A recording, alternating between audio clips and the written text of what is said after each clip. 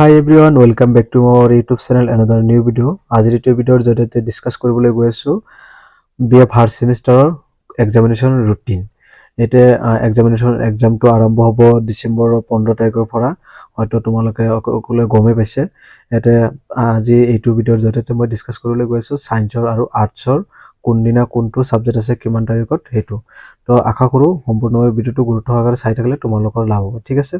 অলপ ভিডিঅ'টো আৰম্ভ কৰো তেনেহলে এটা দিয়া আছে 15-12-2023 তাৰিখে আছে। এটো যিসকলৰ হিন্দী হয় যিসকলৰ হিন্দী আছে তেওঁলোকৰ হিন্দী হ'ব আৰু যিসকলৰ মানে আৰ্টছৰ ক্ষেত্ৰৰ হওক সায়েন্সৰ ক্ষেত্ৰৰ হওক অসমীয়াটো সকলোৰে আছে। ইটো আছে 15 তাৰিখত ইভিনিং টাইমত আফটাৰনুন টাইমত আছে এটাৰ পৰা 3:30 লৈকে PM আছে অসমীয়া আছে। তাৰ পিছত আহিলো 16 তাৰিখত যত আছে 16 তাৰিখত আছে Saturday, এটো ফ্ৰাইডেৰ পৰা এক্সামটো আৰম্ভ হ'ব। Saturday আছে এডুকেশন যেটো আৰ্টছৰ হয় 9টাৰ পৰা 11:30 লৈকে এডুকেশন থাকিব আৰু সায়েন্সৰ থাকিব হল ফিজিক্স। ঠিক আছে? তাৰ পিছত হল আকৌ এটো হল সায়েন্সৰ এটা সাবজেক্ট হয় এটো জিওলজি হয় এটো। এটা হলো 18 তাৰিখ 12 তাৰ পিছত 2023 যত আছে ম্যাথমেটিক্স সায়েন্সৰ হয় যেটো হল মৰ্নিংত আছে। তাৰ পিছত আছে ইভিনিং সময়তে যেটো আফটাৰনুন এটাৰ পৰা 3:30 লৈকে আছে ফিলোসফি। এটো হল আৰ্টছৰ এটা সাবজেক্ট। তাৰ পিছত আহিলো এতিয়া 19 তাৰিখত হেৰি আছে সায়েন্সৰ বুটানীটো আছে এতে দিয়া আছে। তাৰ পিছত এটো হল টিউজডে। তাৰ পিছত উইডনেসডে আহিলো 20 তাৰিখত আছে কি পলিটিক্যাল সায়েন্স যত আৰ্টছৰ সাবজেক্ট হয়। পলিটিক্যাল সায়েন্স আছে 20 তাৰিখত। তাৰ পিছত আহিলো 21 তাৰিখত থাৰ্সডে যত হিষ্টৰী আছে আৰ্টছৰ অনলি এইদিনা আৰ্টছৰ এক্সাম আছে সায়েন্সৰ এক্সাম নাই। ঠিক আছে? তাৰ পিছত আহিলো 22 তাৰিখত আছে যত ইংলিশ অল সকলোৰে হয় আৰু সায়েন্সৰ আৰ্টছৰ সকলোৰে হয় ইংলিশ আছে যত। তাৰ পিছত আকৌ আফটাৰনুন সময়তে কেমিষ্ট্ৰি আছে সায়েন্সৰ। এৰি সায়েন্সৰ এটা দিনতে দুটা এক্সাম হ'ব। এটা মানে মৰ্নিংত আছে এটা ইভিনিং সময়ত আছে যত আফটাৰনুন সময়ত আছে। এটা হলো 23 তাৰিখ আছে স্যাটাৰডে যত আছে এৰাবিক আৰ্টছৰ ক্ষেত্ৰত হয় এটো এৰাবিক আছে। তাৰ পিছত স্যাটাৰডে আকৌ এনভাইৰনমেন্টাল ষ্টাডি সায়েন্স আছে এটো এনভাইৰনমেন্টাল সায়েন্স আছে। তাৰ পিছত আহিলো 26 তাৰিখতে টিউজডেত আছে হেৰি আছে এতে টিউজডেত কোনো ধৰণৰ এক্সাম নাই যেটো কমাৰ্চৰ হয় এটো আমাৰ নহয়। তাৰ এটা হলো 27 তাৰিখৰ উইডনেসডে যত আছে এন্থ্ৰোপলজি আৰ্টছৰ সাবজেক্ট হয়। ঠিক আছে? তাৰ পিছত আহিলো 28 তাৰিখত কোনো ধৰণৰ এক্সাম 28 তাৰিখত আছে সাংস্কৃতিক যিসকলৰ সাংস্কৃতিক আছে তেওঁলোকৰ 28 তাৰিখত এক্সাম আছে। 29 তাৰিখ 12-2023 আছে ইকোনমিক্স। এটো এটা আৰ্টছৰ সাবজেক্ট হয় যিসকলে ইকোনমিক্স লৈছে তেওঁলোকৰ আছে। ইয়াতে যদি ভালদৰে এটা চাব পাৰো তেনেহলে ধুনিয়াকে দি আছে এনেকে। তো হল সায়েন্স আৰু আৰ্টছৰ এইখিনি আছিল যেটো এক্সাম ৰুটিন। এতিয়া আৰু এটা গুৰুত্বপূৰ্ণ বস্তু আছে যেটো হল এতিয়া আৰ্টছৰ ক্ষেত্ৰত কিছুমান এক্সট্ৰাকে সাবজেক্ট ধৰি দি আছে যত আছে ASC আৰু BSc যত হ'ব 30 মাৰ্কৰ ভিতৰত আকৌ কেনেকুৱা কোৱেশ্চন হ'ব যত 30 মাৰ্কৰ কোৱেশ্চন হ'ব এক্সামটো হ'ব 1 পৰা 5 মিনিট 1.5 ঘণ্টা সময় হ'ব এক্সাম যত কোৱেশ্চন সমূহ এনেকে দিয়া আছে 1 মাৰ্কৰ কোৱেশ্চন থাকিব 5টা যত কোনো ধৰণৰ অপচন দিয়া নাথাকে কম্পালসৰি সকলো গতিকেটা কৰিব লাগে তে কম্পালসৰি বুলি দিয়া আছে। ঠিক আছে?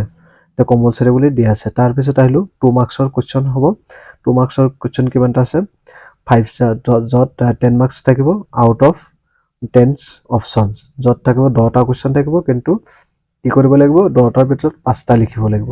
তাৰ পিছত এটা আহিলো শৰ্ট আনসাৰ টাইপস যত 5 মাৰ্কৰ কোৱেশ্চন থাকিব 3টা যত মাৰ্ক থাকিব 15 আউট অফ 6 অপচন যত 6টা কোৱেশ্চন দিয়া থাকিব তাৰ মাজৰ পৰা 3টা লিখিব লাগিব।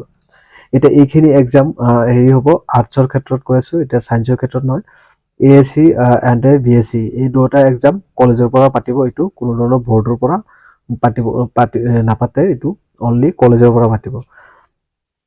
এটা হলো MDC আৰু SSC এটো হল আৰ্টছৰ ক্ষেত্ৰত যত হ'ব 45 মাৰ্কছৰ এক্সাম হ'ব যত এতে দিয়া আছে যদি ভালদৰে চাব লাগিব এটা 1 মাৰ্কছৰ কুৱেশ্যন দিয়া আছে 5টা থাকিব য'ত 5টা ধৰিয়ে কৰিব লাগিব কোনো ধৰণৰ অপচন দিয়া নাই কম্পালসৰি কৰিব লাগিব তাৰ পিছত আছে 2 মাৰ্কছৰ কুৱেশ্যন থাকিব 5টা য'ত 10 মাৰ্কছ থাকিব এটা আউট অফ 10 অপচনছ কুৱেশ্যন থাকিব কাৰণ এটা 10টা কুৱেশ্যন দিয়া থাকিব তাৰ মাজৰ পৰা 5টা লিখিলে আমি 10 পাম ঠিক আছে তাৰ পিছত আহিলো 5 মাৰ্কছ কুৱেশ্যন 5 মাৰ্কছ কুৱেশ্যন থাকিব য'ত 4টা কুৱেশ্যন লিখিলে আমি 20 মাৰ্ক পাই যাম য'ত থাকিব আউট অফ 8 অপচন কাৰণ ইয়াতে 8টা কুৱেশ্যন দিয়া থাকিব তাৰপিছত আহিলো 10 মাৰ্কছৰ কুৱেশ্যন থাকিব কেইটা 1 এটা থাকিব য'ত 4টা কুৱেশ্যন দিয়া থাকিব তাৰ মাজৰ পৰা এটা লিখিলে আমি 10 মাৰ্কছ পাম এটা আহিলো আৰ্টছৰ ক্ষেত্ৰতে হল এটো হল যেটো মাইনৰ আৰু মেজৰ সাবজেক্ট আছে তিনিটা য'ত হ'ব 60 মাৰ্কৰ এক্সাম হ'ব 60 মাৰ্কৰ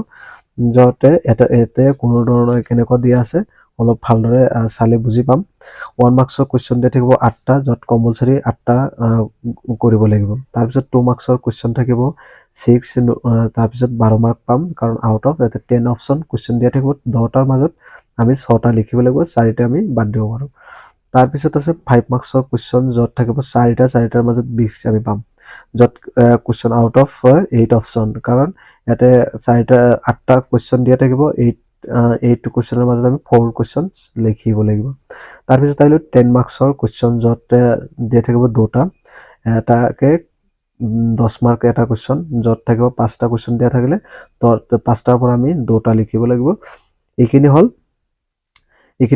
যিখিনি আমাৰ মেজৰ মাইনৰ সাবজেক্ট আছে তাৰ এইখিনি আৰু এইখিনি হল কলেজৰ পৰা পাতিব যিখিনি এক্সাম এতে এএসসি বিএসসি হল কলেজৰ পৰা পাতিব এমডিসি এসএসসি ই চাৰিটা এক্সাম কলেজৰ পৰা পাতিব আৰু এই তিনিখন পেপাৰ যিখন তিনিখন এক্সাম আমি যেটো বৰ্ডৰ পৰা নোটিস আইছে বৰ্ডৰ ৰুটিন মতে আমি এক্সামটো দিব লাগিব এতিয়া এইখিনি আছিল মোস্ট ইম্পৰ্টেন্ট বস্তু এতে কেনেকুৱা ধৰণৰ কোৱেশ্চন হ'ব এটা যদি এতে ভালদৰে এবাৰ চাই লোৱা তোমালোকে যদি কোনোবাই লিখিব বিচাৰে তেনেহলে লিখিব পাৰিব আৰু হেৰি এটা কথা এতে 45 মাৰ্কৰ এক্সাম হ'ব 2 ঘণ্টা আৰু য'ত আছে 60 মাৰ্কৰ এক্সাম হ'ব 2.5 ঘণ্টা য'ত 1.5 আৱাৰ্স ঠিক আছে এইখিনি আছিল আৰু এইখিনি আছিল সায়েন্সৰ আৰু আৰ্টছৰ এক্সাম ৰুটিন য'ত কমাৰ্চৰ আছে কমাৰ্চটো মই ডিসকাস নকৰিলো অকল সায়েন্স আৰু আৰ্টছৰ খিনিয়ে ডিসকাস কৰিলো ঠিক আছে তো যদি ভিডিওটো দৰকাৰী বুলি ভাবে তেনেহলে বন্ধুবৰ্গলৈ শেয়াৰ কৰি দিব আৰু চেনেলটোত নতুনকৈ আহিলে তেনেহলে চেনেলটো সাবস্ক্ৰাইব কৰি ৰাখিব তো সুদৰ্শত জয়